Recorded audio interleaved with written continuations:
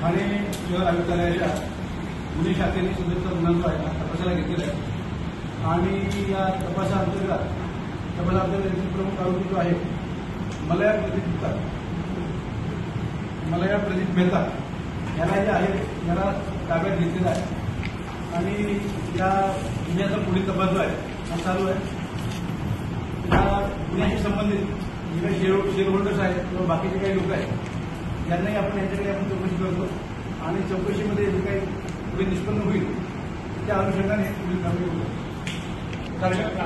हा boiler blast Mehta नाशिकमध्ये कुठून अरेस्ट झाले काय नाशिकमध्ये पुढे थांबले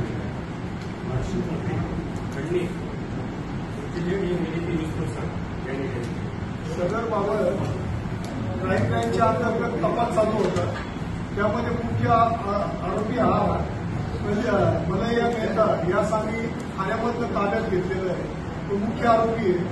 यामध्ये खंडणी आणि विशेष कृती दल यांनी तो ताब्यात घेतलेला आहे आणि त्यामध्ये आमचा सर्व स्टाफ आणि कर्मचाऱ्यांनी ताब्यात घेतला आहे आणि सदर आरोपीची आई तिला चौकशी कामी नाशिकवाल्यांनी आपली टीम गेलेली होती आणि तिने ताब्यात घेतलेले स्थानिक पोलिसांच्या मदतीने। यामध्ये चौकशी करण्याचा रोल अजून क्लिअर झालेला नाही, पण मुख्य आरोपी मलया मेहता हा आहे त्याला आम्ही आज ठाण्यामधून ताब्यात घेतली। त्याला स्फोट कसा झाला नेमका या संदर्भात आहे ना हा टेक्निकल विषय आहे, हा अत्यंत टेक्निकल विषय आहे। त्या कारखान्यात जे काही केमिकल्स होते ते सगळे हायग्रेडचे केमिकल्स आहेत। कशा पद्धतीने झाला हा जो आहे हा आता तपासानंतरच कळेल। आपण या टेक्निकल हेल्प सुद्धा आपण परत घेतलेले महाराष्ट्र शासनाचे वेगवेगळे विभाग आहेत त्यांनी आपण ग्रुपिंग केलेलं आहे आणि त्यानंतर आपल्याला एक त्याचा अहवाल आला की त्यानंतरच कळेल आपल्याला कशामुळे झालं।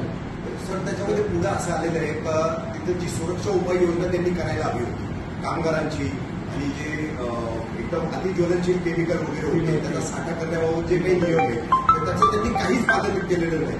अगदी बरोबर आहे। हा होय ना पुन्हा काल दाखल झालेला आहे अरेस्ट केले का यांचं उत्तर पहिलं देऊ नका। पुन्हा काल रात्री दाखल झालेला आहे।